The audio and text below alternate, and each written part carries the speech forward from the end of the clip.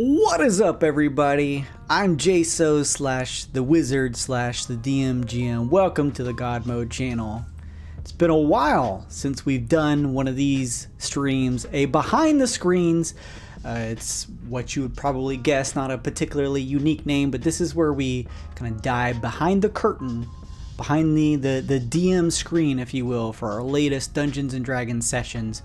We just kicked off our premiere episode of a new chaotically weird campaign called PERPLEXELLEL that is a whole lot of fun, especially if you like wild surge tables and stuff like that. You can go check it out over on the channel here in the VODs, or you can go take a peek over on the YouTube page. I'll slap the link in here now so you can go check that out and catch up. We just did that Friday night at 9 p.m. Eastern time, and that is when the new episodes are going to come out, so make sure and check that too. What's up, Zapri? How you doing? Good, long time no see. Good talking to you. I'm joined today, they're not going to be on cam, but I do have some of my D&D pals here. Kyle and Amanda are here. What's up, guys? Today, we're going to do kind of like we did previously. It's going to be broken up into 3 different sections. We're going to be doing just some quick back and forth questions in terms of picking the brains of the characters or the players as their characters from their point of view, kind of see what the players were thinking, how they think they gel some of the other characters, stuff like that. We'll move into our fun How's Those Notes quiz show, and then from there we'll move on to the final bit, which is interactive drawful using terms, D&D terms from our previous session. Oh no, Zapri doesn't understand. I think Zapri was the person who I had that language barrier before. I wish I had some type of closed caption translator, Zapri. But thank you for joining us. Speaking of, hey, you may be able to understand this. I've been trying to push it for a long time now, and we just recently hit, as of today, 400 followers. Woo! Woohoo! Yay! Woo! That's cool though. I'm gonna go ahead and delete the channel now. Thank you everyone for joining. That was very cool. Thank you all so much. Hey, yes, he does. He says GG. Thank you so much, Zapri. Thank you, Damon RPG, Delirious Zombie, Gabe, Abersari, Hedgehawk, Autharian Gaming, Gal, and plenty of others for the support within this past week for helping to push us to the 400 mark. I really appreciate all that support. That's very nice of you all.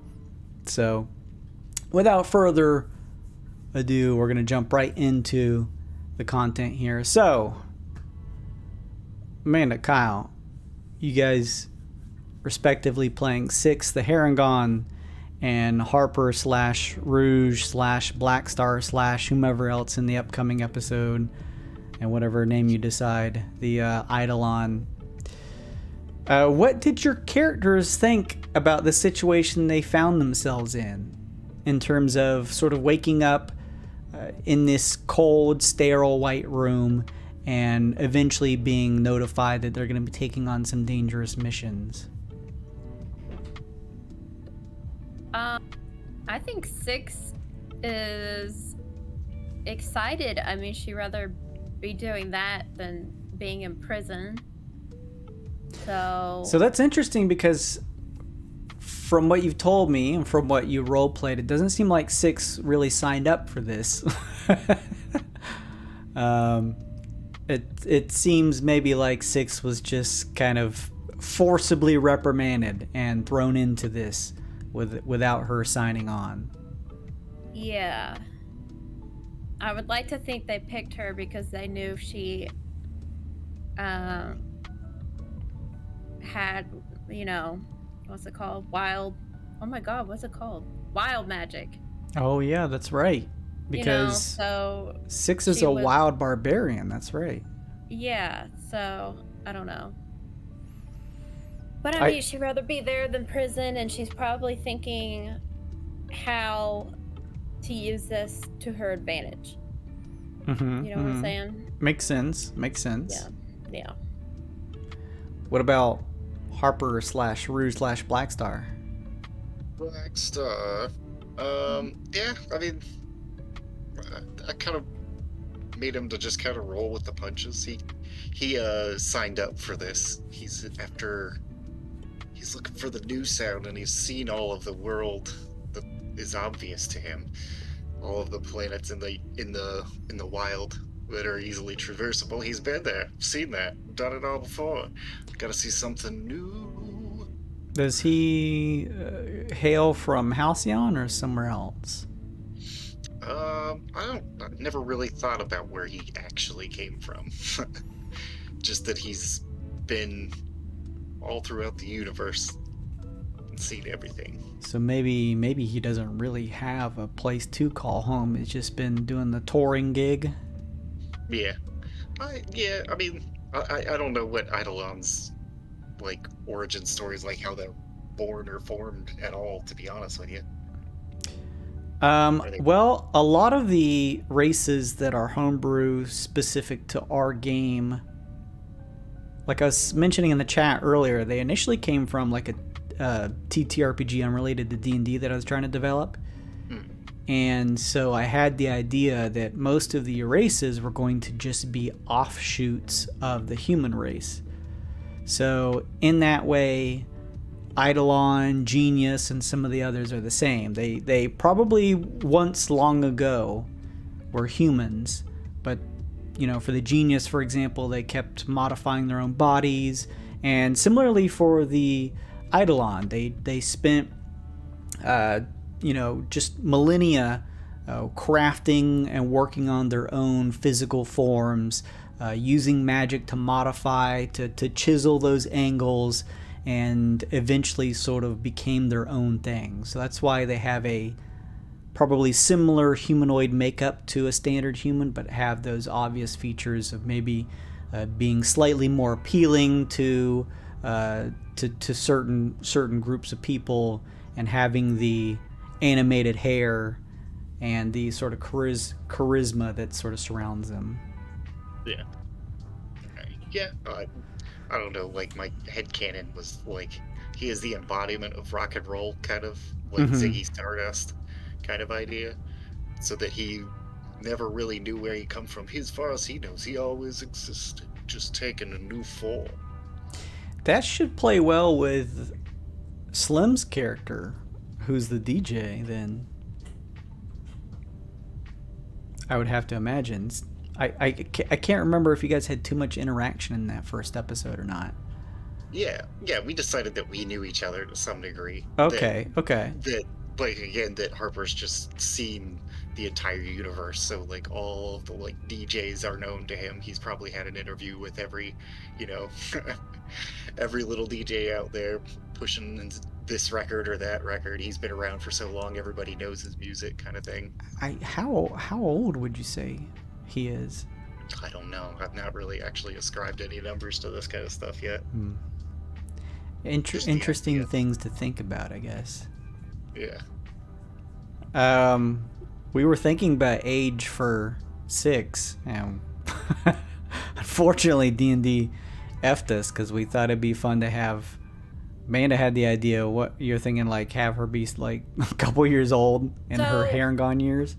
Somewhere, it must have been before the harengons were actually published. I feel like officially. I remember reading this too. Yeah, I read somewhere that they only lived to like 20, which kind of makes sense. They're bunnies.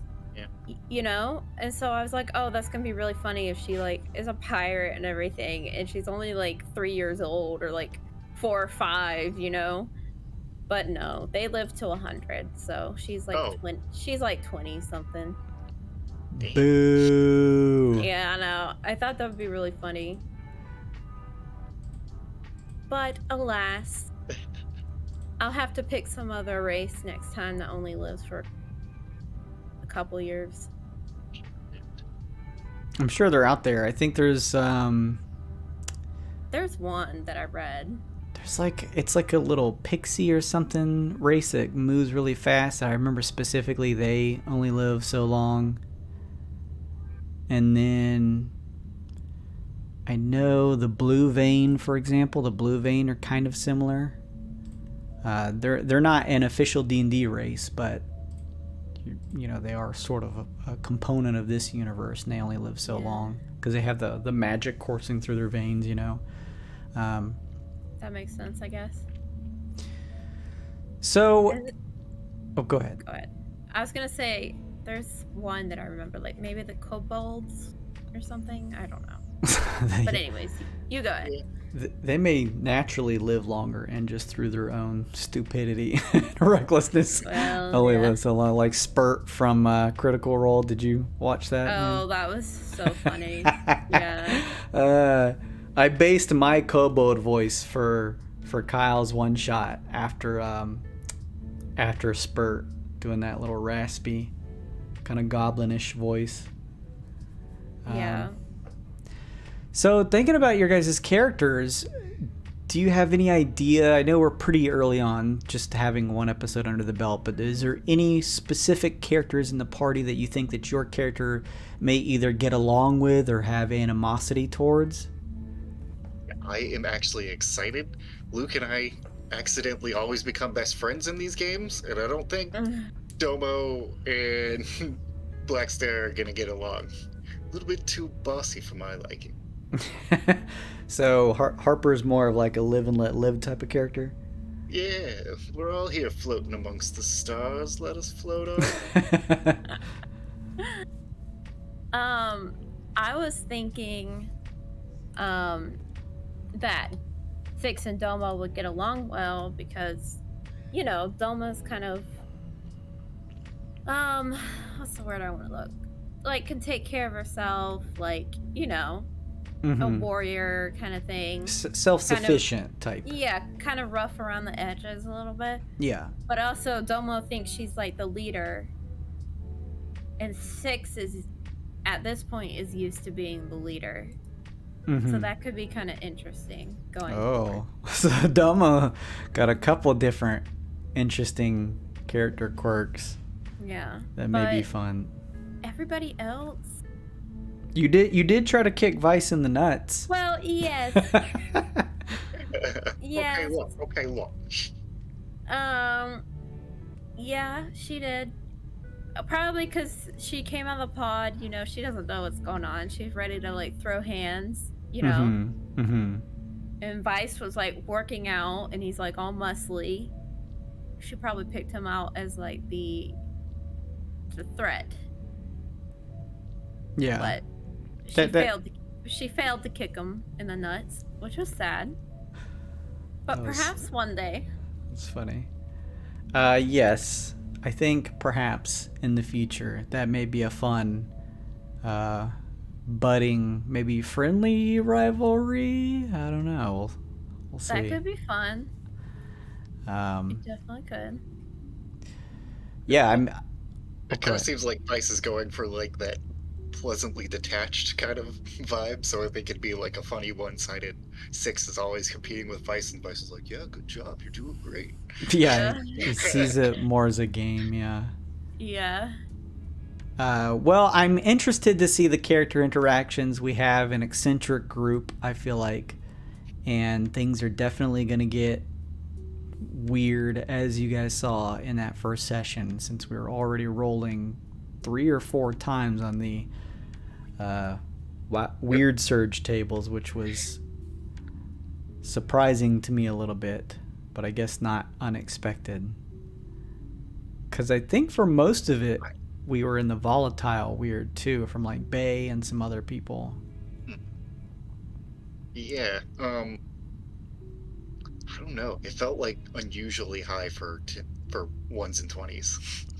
Yeah, you know, you're right. Even outside of that extra Twitch stuff, it seemed like we were getting some extremes in the Roll20. Which, hey, at the very... Oh, go ahead. Sorry. Yeah, I keep... Roll20 has those nights, man. It's like everything's 1s and 20s. I mean, I think I rolled 3 crit fails. Yeah. Yeah, that's a lot. Yeah. That's a lot. It was a little excessive. That is a lot. I recovered. Yeah, that's pretty crazy. I think the good thing is that does trigger your suits, to give you some buff like benefits, but you never know. I think when we ended the game, there was a good couple characters with some weird pressures, so I'll be interested to see how that second session goes. Yeah, I know it's early on, but I'm interested to see some more character interactions. I'm interested to see how the characters get along with one another, and maybe some budding relationships in terms of friendly ones and rivalry ones. But yeah, we'll have to see down in the future. That's really it's so early that I don't want to try and pry too much into like characters or anything. Is there anything specific about your characters that you guys wanted to let me know, or if you had any questions about the first session? Otherwise, we can just transition into our little quiz show.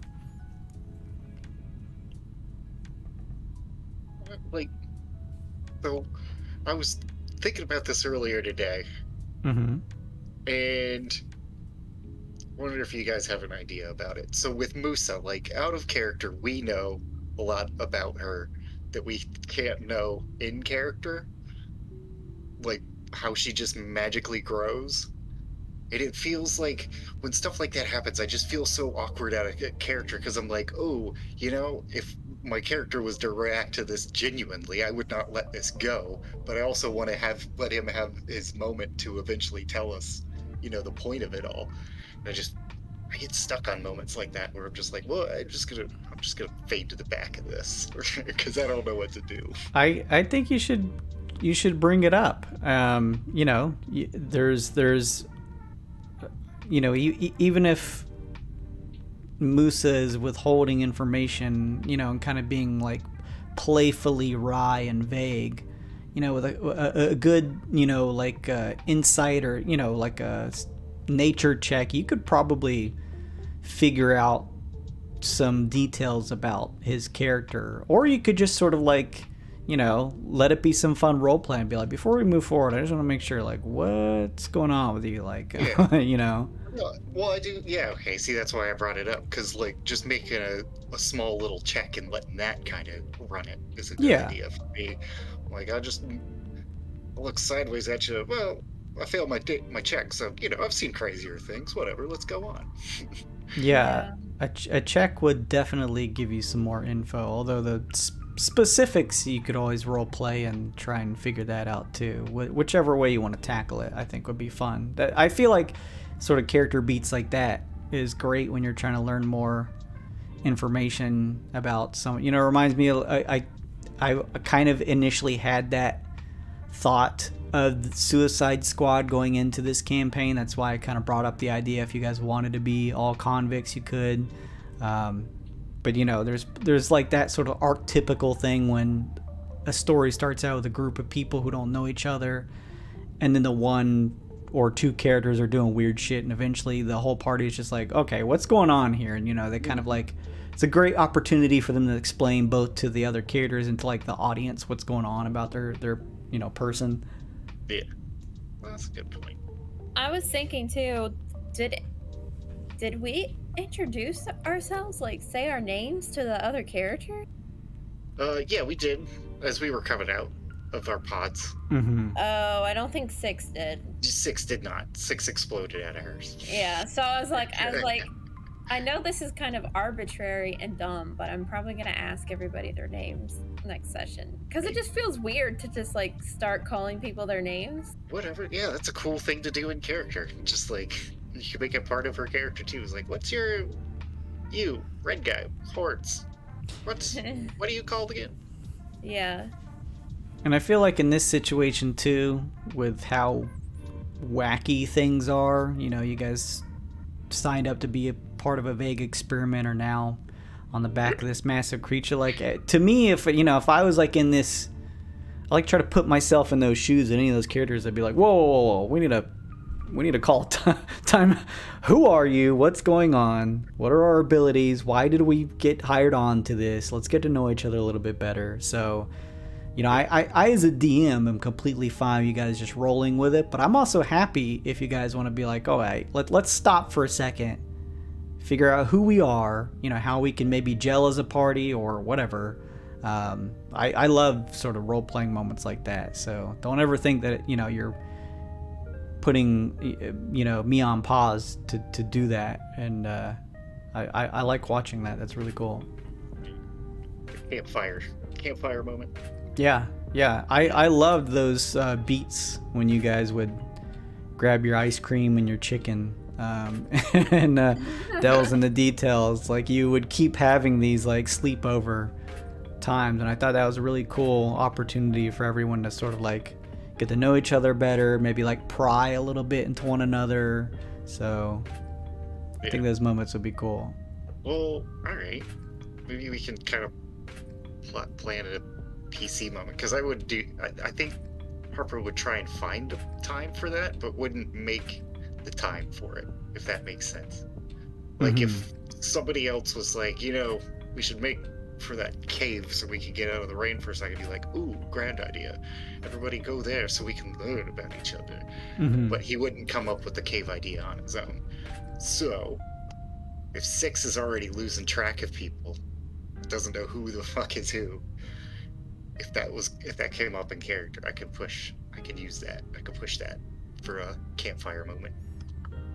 And in that story narrative, Lexi, the genius, was mentioning to you guys, hey, do things as quickly and efficiently as possible.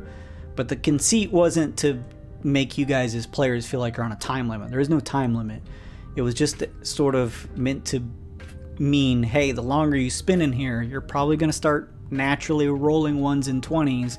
Your pressure is going to start building up. You're going to slowly lose some resources because you may have to spend some hit die to lower it, and things are just going to kind of build up and get worse as you go. So, but don't think that you can't, like, I didn't mean it to say like, I've got a stopwatch in my hand as you guys are playing or anything like that. If you want to take a short rest or do a little campfire scene, have at it.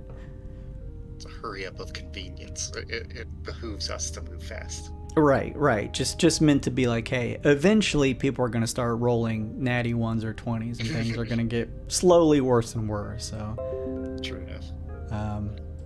Well, I already did that. So. Yeah. Well, a couple 3 people times. did. So yeah, it wasn't just you. Yeah, I was gonna say I'm at 6 pressure. We're fine. Oh boy. So with that said, if you guys are ready, I do have 2 of you. So if you want, we can move on to how those notes, our quiz show, if you're ready to jump into that. Yeah, sure. Yeah. I think my food's almost here, but I have time for a couple of questions for sure. Okay, so let's just roll through this. We'll skip the drawful part, but let's just roll through the questions. I have 10 apiece because I have 20 overall, and basically it's just going to go in order. I'll start with Amanda, and then we'll shift over to you, Kyle. And basically, when you're up, you'll get a question. Sometimes it is multiple choice, sometimes not. I will alert you when it is multiple choice. You have 60 seconds to give me the correct answer. If you get it, you get 2 points. If you either guess incorrectly or can't answer it in time, then you don't get any points. The opponent then has an opportunity to steal if they know the answer, and if they are able to guess it within 60 seconds, they steal 1 point from your own point tally. And then your final question number 10 from each of you is worth 3 points, stealing it worth 2, and then we'll go over the tally. So let me see. Kyle, do you happen to have like a notepad or anything in hand? Yeah, I can do that. Okay, that'd be awesome. I need to grab one of my own so I can do it next time instead of bothering you about it. Okay. So, Amanda, how's those notes? This is question number 1 for 2 points. If you can guess it within 60 seconds, those points are yours. If not, cause an opportunity to steal, although it won't take away from your point total since you'd be at 0. However, he would have a chance to steal. So question number 1 for how's those notes. Tally woke up from her sleep after having visions of what race of creature?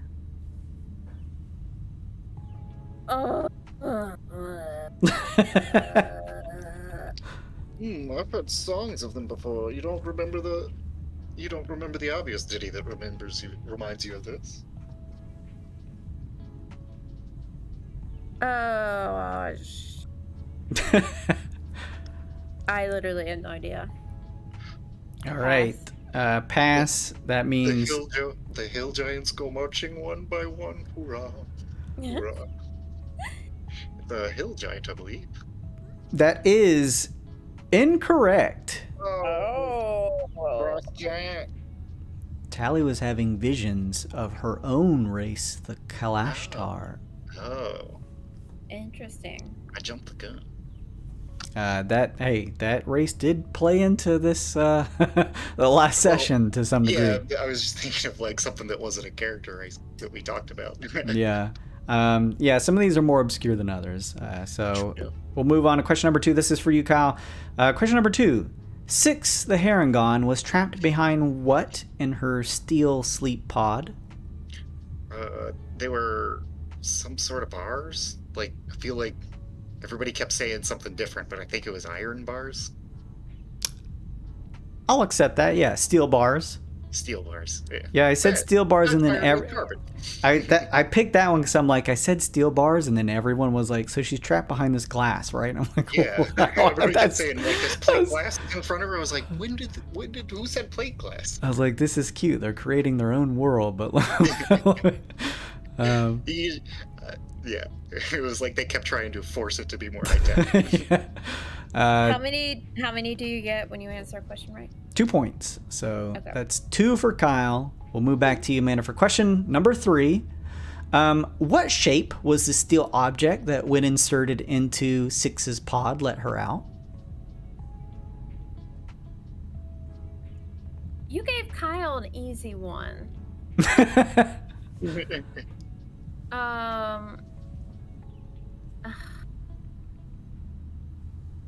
Was it just like a key? A key shape? Key shape final answer? Yeah. That is incorrect. Yeah. Good guess though. Kyle, chance to steal. What shape was the steel object that, when inserted in Six's pod, let her out? I got the idea that it was like an irregular cone shape, like a hexagonal cone. Hexagonal cone final answer? Yeah. That is incorrect. Oh. It was in the shape of the weird crest that each of you have on your suits. That sort of like vortex looking symbol. That makes sense. But good guesses all around. Vortex, that's why I was thinking. Yeah. Conical. Question number 4, we switch over to Kyle. Who rolled the first natural one of the campaign? Doing what? I think it was 6 kicking VYSE in the nuts. Yes, attempting to at least. It was 6 trying to kick VYSE in the balls. Very good. Put you to 4. Don't forget though, Amanda, you have a chance to steal points from him if he guesses incorrectly stuff. So we'll move back over to you, Amanda, for question number 5. Who was the first person to take damage in this session? I believe that was 6 when VYSE pushed her or hit her or something. That is correct. Yes. Okay, good. I was like, oh god, is my memory that bad? Yeah. Say that was my guess. I don't know if it's right. 2 points for you, Amanda, and that's 2 for you, 4 for Kyle. Kyle, question number 6. Who was the first person to trigger a weird surge this session? Oh god. What's first? I feel like it was either me or Luke. Shit. I don't think it was me, because I remember getting mine. Oh, fuck. Or was it MUSA? It was MUSA. MUSA final answer? MUSA final answer. It was indeed. Way back in the sort of tutorial room, MUSA triggered it. Very good. 2 points for you. Amanda, question number 7. Lexi, your scientist, R&D head researcher. She's a genius. How many of Lexi's limbs are artificial?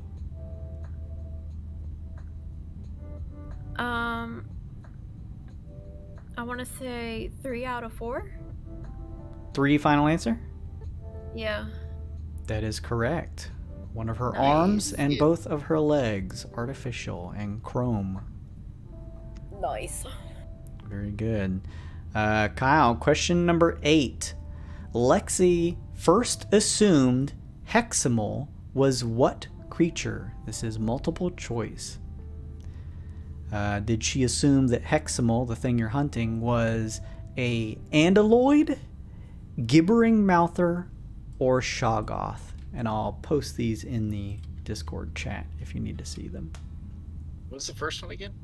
Andaloid, Gibbering Mouther, or Shoggoth? I don't know what an Andaloid is. So I'm going to say it was that, because I don't think it was a gibbering mouth there. Okay. I guess Shoggoth can be any size of thing. Yeah, Andaloid. Andaloid final answer. That is correct. Woo! Andaloid is from Spelljammer. Spelljammer. Ah. It's sort of like scientific. It's sort of like the thing, where it just like grabs things and sticks to them, and they just begin to merge into this big mass of gross creatures. Yeah. Question number 9. Amanda, what is the name given to the sentient creatures who have formed your Excel suits? This is multiple choice. Are they called the Hexies, the Meximals, or the Haxers? Posting that in the chat if you need it.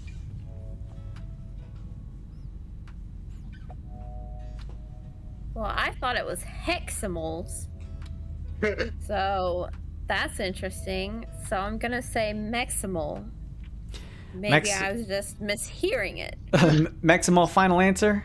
Yeah. That is incorrect. Kyle with a chance to steal. Was the name given to the sentient creatures who have formed the Excel suits? Hexies or Haxers?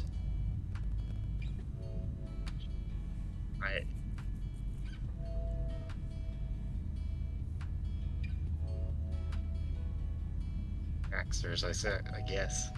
Haxers, that is incorrect.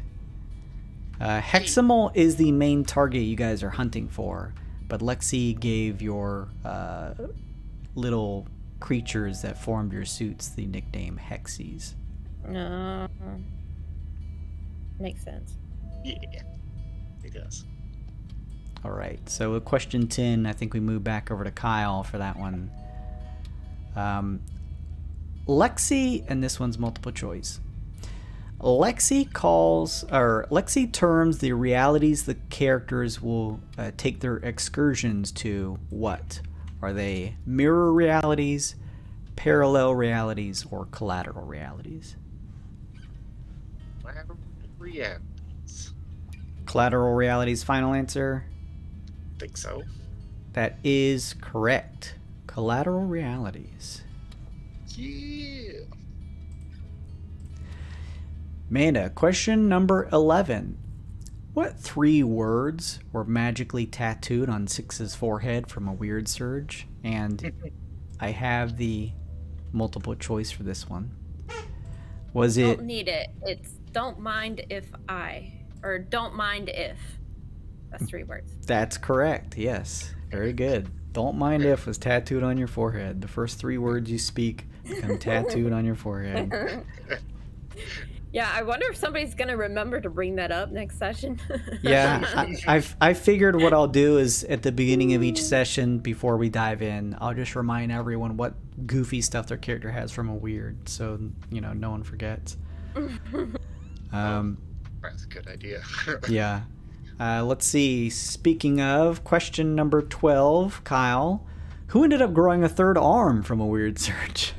Oh, Blackstar did right out of his chest. That's correct. Yeah, those were pretty easy for both of you guys. Just so happened to be fortunate that you guys were my guests this time. Amanda, question number 13. We're over halfway. What was the name of the fungus-like creatures who floated through the air? Oh, you're not giving me any multiple choice? No multiple choice for this one. Gas bags. I don't know. Gas bags, final answer. That is incorrect. Yeah. Kyle, what was the name of the fungus-like creatures who floated through the air? I think that's far off from it, though.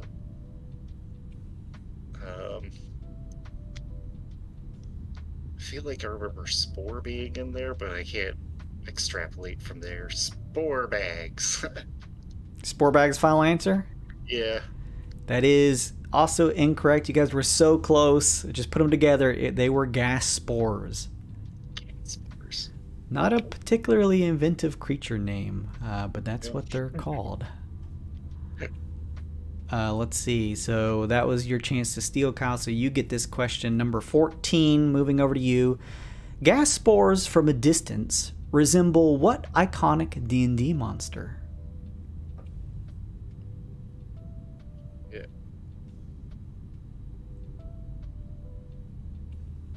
No multiple choice on this one, fortunately.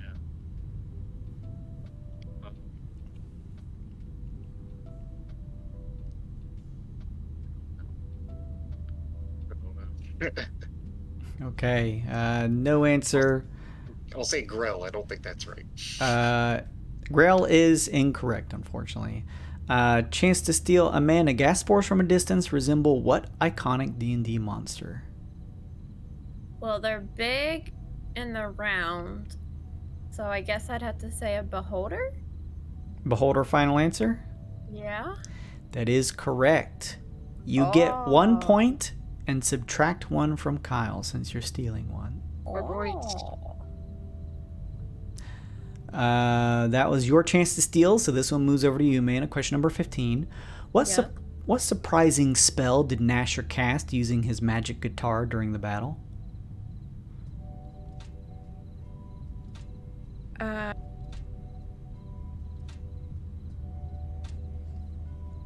Who's this then?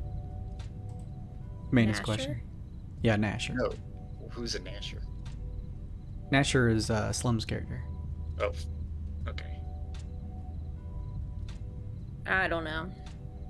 All right, no answer. Kyle, chance to steal. What surprising spell did Gnasher cast using his magic guitar during the battle?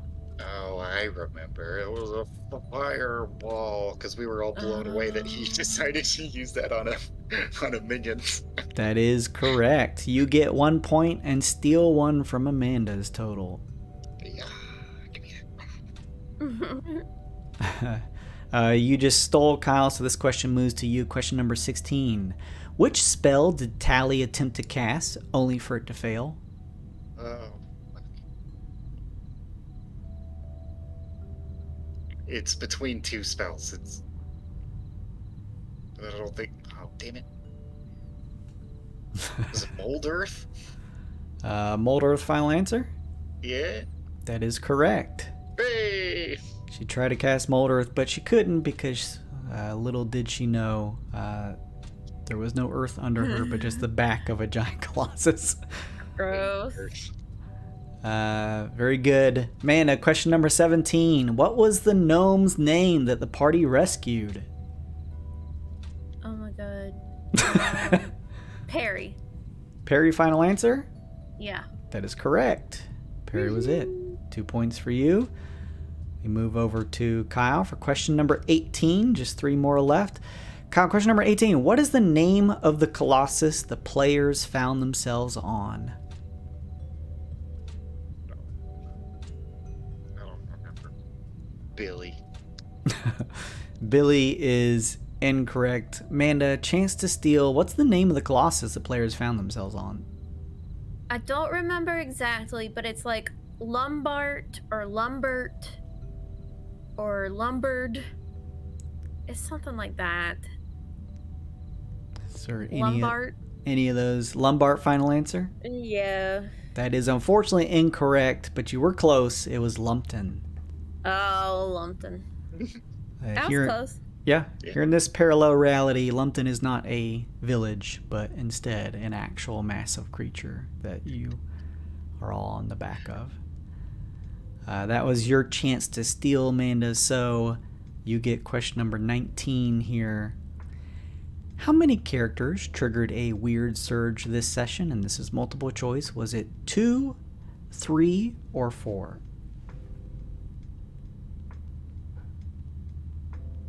I feel like it has to be more than 2. Hold on. The turkey. The name. Ugh. I'm gonna say 3. 3 final answer. That is correct. Oh, nice. Very good. And then to cap things off, final question. That was the final question for you, Amanda, so that's 3 points for you. Oh, dang.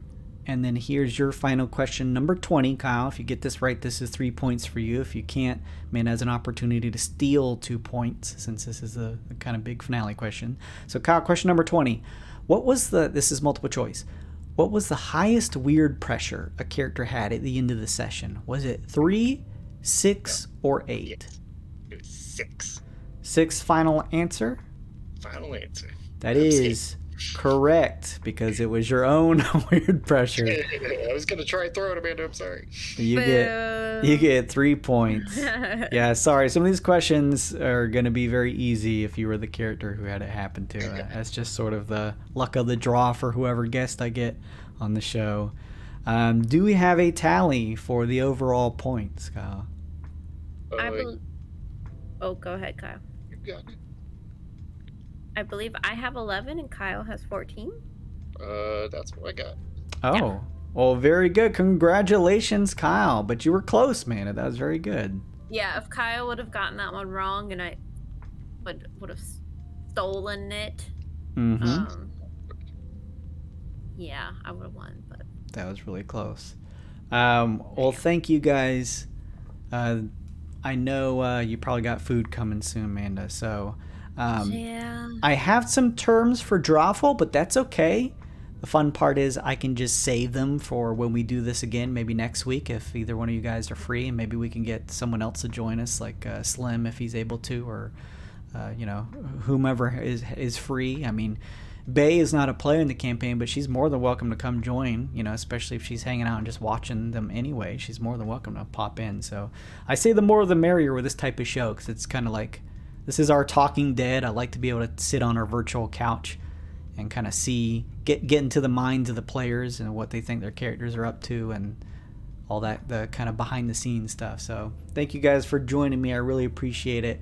We'll save the Drawful stuff for next week, and then that way I'll have even more fun terms for us to sort of like pull from the grab bag if we have the opportunity to play. Yeah, sounds good. Alrighty, guys. Well, thank you. I'm going to go ahead. I'm going to keep streaming here, but that's going to be it for the behind the scenes section. So we're going to do this again next week. Same time, same place. It'll be Wednesday, 7 p.m. Eastern time. I appreciate you guys coming to hang out with me and goof off for an hour and kind of talk some behind the curtains D&D stuff. And yeah, we'll come back next time, maybe with you guys, maybe with a couple more. We'll see. Just depends on my players' availabilities. But thank you guys so much. I'm gonna go head out. I will talk to you soon. thank you. Bye. Bye.